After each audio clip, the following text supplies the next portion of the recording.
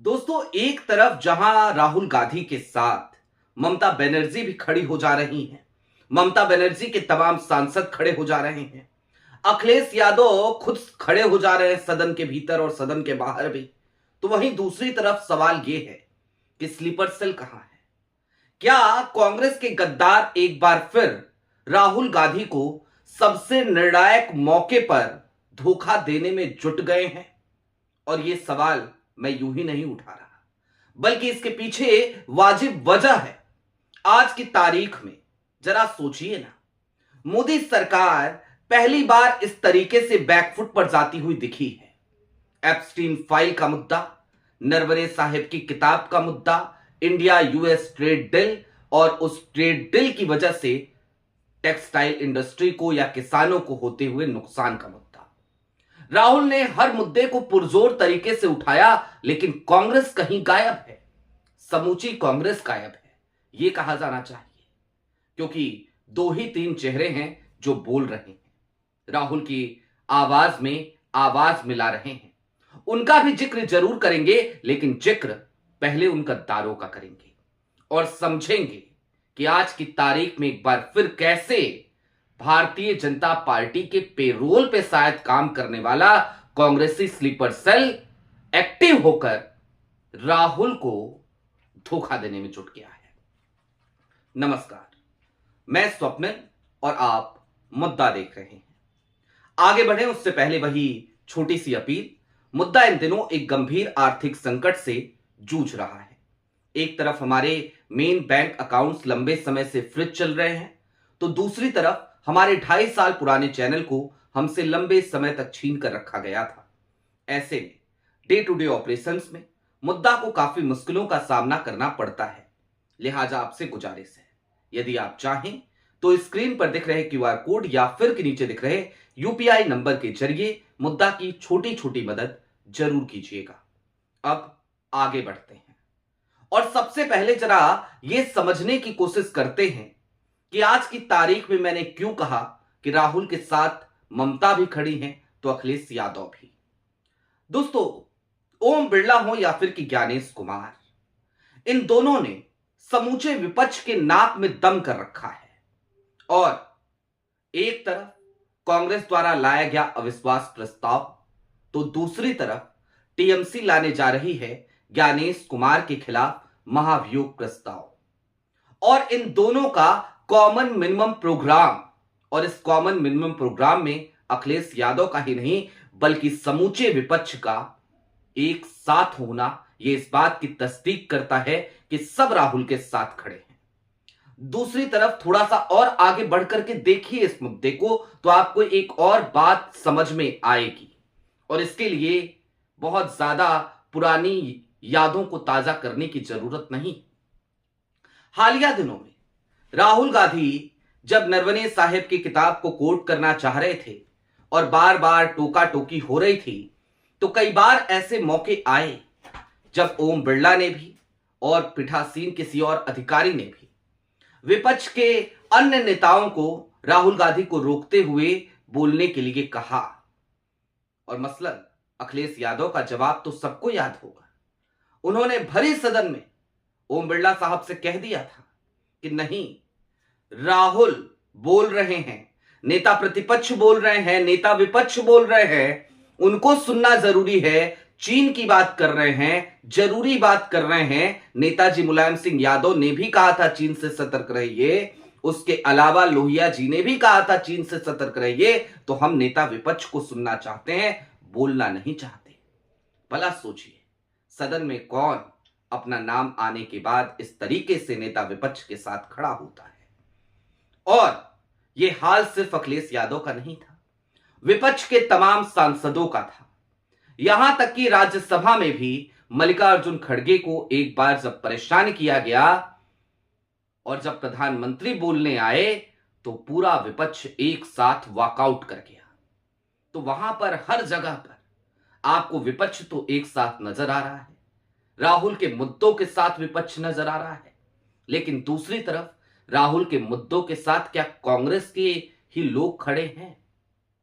अब यह सवाल क्यों कर रहा हूं, जरा इस पे थोड़ा सा बारीक अध्ययन करने की जरूरत है। राहुल कौन से मुद्दे उठा रहे हैं? एप्स्टीन फाइल का मुद्दा। राहुल कौन से मुद्दे उठा रहे हैं?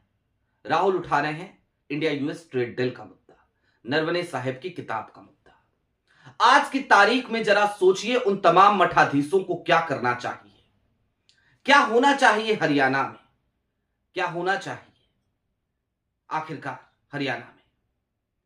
और सिर्फ बात हरियाणा की नहीं, देश के कोने कोने की भी कर लीजिए। मध्य प्रदेश में तो थोड़ा सा कार्डर एक्टिव हो गया है जीतू पटवारी की वजह से, लेकिन वहां पर भी इन मुद्दों को लेकर उस तरीके का आक्रोश नजर नहीं आ रहा है। राहुल के साथ आज की सबसे बड़ी समस्या यही है, और यह समस्या पहले से चली आ रही है। और जानते हैं कब से चली आ रही है? एक बार राहुल गांधी ने राफेल का मुद्दा उठाया था और कहा था चौकीदार चोर है। जाहिर सी बात है, अगर कांग्रेस ने साथ दिया होता तो यह नारा उस वक्त भी गूंज सकता था, चौकीदार चोर है। लेकिन प्रधानमंत्री ने एक कैंपेन चलाया, मैं भी चौकीदार, और राहुल गांधी का साथ कांग्रेस के लोगों ने नहीं दिया। जाहिर सी बात है, प्रधानमंत्री का कैंपेन सक्सेसफुल रहा, हिट रहा, सुपर डुपर हिट रहा, और राहुल गांधी का यह कैंपेन फ्लॉप हो गया। राहुल गांधी का नारा फ्लॉप होते हमने देखा। और राहुल ने भरी मीटिंग में, भरी बैठक में कांग्रेस के लोगों से कहा था कि मैंने राफेल का मुद्दा उठाया, लेकिन मैं क्या करूं, कांग्रेस के लोग ही, आप लोग ही मेरा साथ नहीं दे रहे थे। यह बात राहुल को कहनी पड़ी थी उस वक्त पे। आज की तारीख में राहुल बदल जरूर चुके हैं, राहुल बहुत अग्रेसिव जरूर हो चुके हैं। राहुल के सामने पूरी की पूरी मोदी सरकार पानी जरूर भरने लगी है, बैकफुट पे जरूर भागने लगी है। प्रधानमंत्री नरेंद्र मोदी सदन में आने से, लोकसभा में आने से घबराने जरूर लगे हैं। अमित शाह साहब भी साइलेंट जरूर हो गए थे, लेकिन इन सब के बावजूद इन तमाम नेताओं की खामोशी, और किन नेताओं की? कहां है कमलनाथ, कहां है दिग्विजय सिंह? एप्स्टीन फाइल पे क्यों नहीं आज खुलकर उसी तरीके से कुछ कहते हैं? कहां है हुड्डा साहब? कहां है भूपेंद्र हुड्डा साहब? क्या कर रहे हैं इस पे? क्या जिम्मेदारी सिर्फ राहुल की है? अजय माकन साहब क्या कह रहे हैं इन मुद्दों पर? क्या जिम्मेदारी सिर्फ राहुल की है? पवन बंसल साहब कहां हैं? अधीर रंजन चौधरी साहब कहां हैं? कितने ही नाम गिनाऊं, कितने ही। आप सब जानते हैं यह फहरिस्त बहुत लंबी है, यह लिस्ट बहुत लंबी है।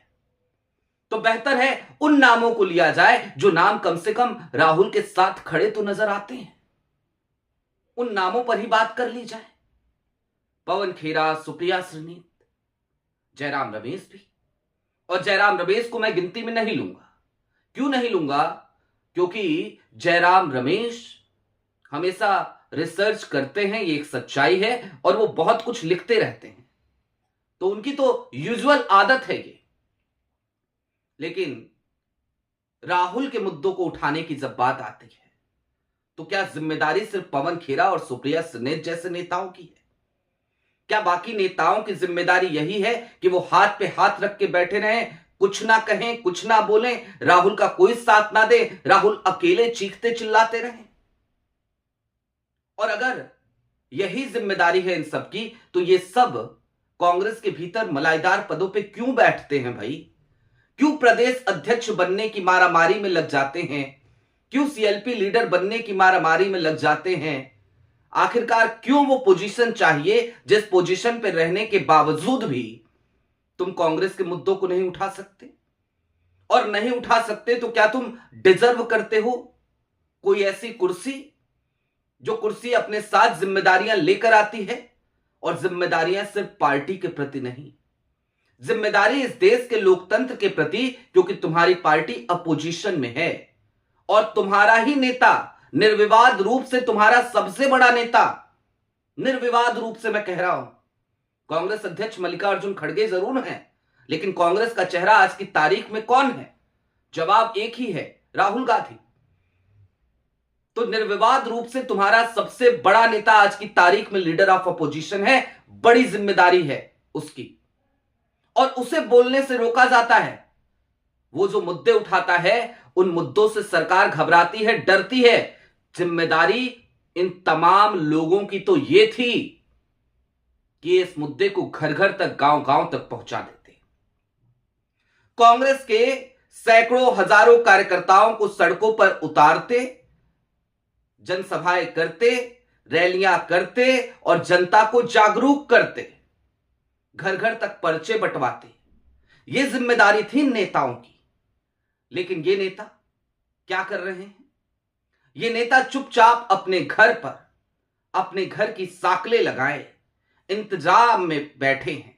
इंतजाम इस चीज का कि चलो इस बार नहीं, अगली बार सरकार आ जाएगी तो फिर सत्ता में आ जाएंगे, फिर से कोई बड़ा पद मिल जाएगा। भला हो ऐसी सोच का। जाहिर सी बात है, राहुल अकेले ही हैं, कांग्रेस के भीतर तो अकेले ही हैं।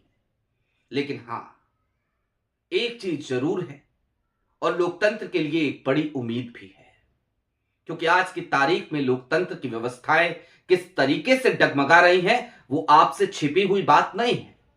लेकिन वो उम्मीद महज इतनी है कि राहुल के मुद्दों के साथ कम से कम विपक्ष की और पार्टियां तो खड़ी हो रही हैं। वो तो राहुल का साथ दे रही हैं, वो तो कह रही हैं कि भाई लीडर ऑफ अपोजिशन है वो, तो सिर्फ कांग्रेस के नेता नहीं है, वो हमारे भी नेता हैं।